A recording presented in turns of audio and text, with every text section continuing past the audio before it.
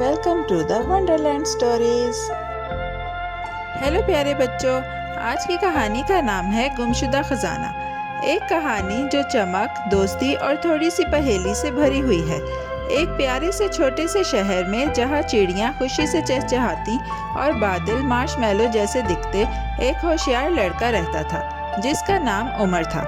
ایک دھوپ والی صبح عمر کے دو سب سے اچھے دوست فرزاد اور یاسر اس کے پھولوں سے بھرے رنگ برنگے گھر میں ملنے آئے۔ سب کچھ خوشی خوشی چل رہا تھا جب تک کہ ایک خاص چیز غائب نہ ہو گئی۔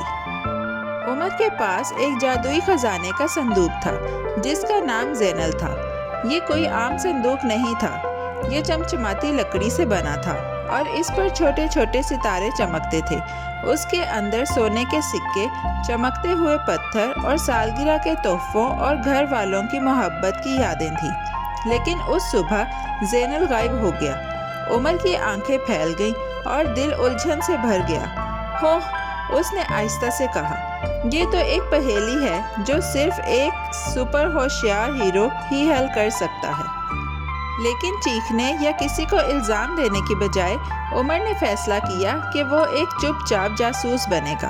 وہ بلی کی طرح دبے پاؤں گھر میں گھوما، تالے دیکھے، پلنگ کے نیچے جھانکا، حتیٰ کہ اپنے جوتوں کے اندر بھی دیکھا۔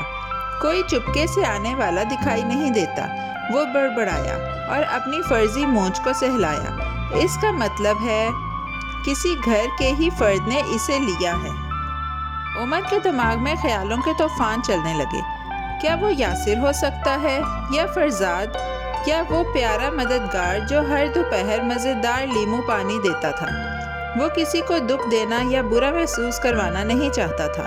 تو اس نے ایک جادوئی ترکیب سوچی جو ہوشیاری سے چمک رہی تھی۔ میں خزانے کے چور کو خزانے سے ہی پکڑوں گا۔ وہ دوڑتا ہوا شہر کی جھنکار کرتی زیوروں کی دکان پر گیا اور مہربان سنار سے کہا کہ 10 چمکتے نکلی سونے کے سکے بنا دے۔ وہ بالکل اصلی سکوں جیسے چمک رہے تھے، لیکن نہ بھاری تھے نہ جادوئی۔ عمر نے وہ نکلی سکے نرمی سے زینل میں رکھے، خزانے کا صندوق اپنے بستر کے نیچے رکھا اور ایسے انتظار کرنے لگا جیسے گلہری کوکی جار کے پاس بیٹھی ہو۔ اس رات عمر نے سونے کا بہانہ کیا۔ اس کی آنکھیں کمبل کے نیچے سے جھانک رہی تھیں اور اس کا دل دھڑک رہا تھا، دھک دھک دھک۔ چاندنی کھڑکی سے ناچ رہی تھی اور ہر طرف خاموشی تھی، جب تک کہ چڑچڑاہٹ دروازہ آہستہ سے کھلا۔ ایک نقاب پہنے ہوئے سایہ دار شخص کمرے میں ایسے چپکے سے آیا جیسے چھوٹے پنجوں پر کوئی سایہ چل رہا ہو۔ آواز بالکل سرگوشی جیسی تھی۔ وہ چپکے سے آیا ہوا شخص زینل کی طرف بڑھا، اسے نرمی سے کھولا اور اندر جھانکا۔ جیسے ہی وہ خوشی سے مسکرایا، کلک، عمر نے اپنی چمکدار لیمپ جلائی اور سپر ہیرو کی طرح اچھل کر کھڑا ہو گیا۔ آہا، اس نے بہادری سے کہا، پکڑا گیا جناب آدھی رات کے شرارتی۔ چور بھاگنے کی کوشش میں تھا مگر کمبل میں الجھ کر گر پڑا اور ہنسی میں لپٹ گیا۔ عمر نے فوراً اس کا نقاب اتارا اور حیران رہ گیا۔ وہ اس کا مددگار تھا جو ہمیشہ دار چینی کا ٹوسٹ بناتا اور اس کی جرابوں کو مسکراہٹوں میں لپیٹ کر رکھتا تھا۔ مددگار نے شرمندگی سے نیچے دیکھا اور کہا، میرا برا بننے کا ارادہ نہیں تھا، مگر میں بس شہزادے جیسا امیر محسوس کرنا چاہتا تھا۔ عمر کا دل مکھن کی طرح نرم ہو گیا۔ تم نے غلطی کی، اس نے نرمی سے کہا، مگر تم اب بھی اس گھر کا حصہ ہو۔ مدد مانگنا بہتر ہے بجائے اس کے کہ چالاکیوں کے پیچھے چھپ جاؤ۔ مددگار نے آنکھوں میں آنسو لیے ہوئے سر ہلایا۔ اس نے عمر کو زور سے گلے لگا لیا جیسے ریچھ اپنے سب سے اچھے دوست کو گلے لگاتا ہے۔ تب تک یاسر اور فرزاد بھی جاگ چکے تھے اور راہداری سے جھانک رہے تھے۔ جب انہوں نے پوری کہانی سنی، یاسر ہنس کر بولا، عمر، تم سب سے نرم دل جاسوس ہو۔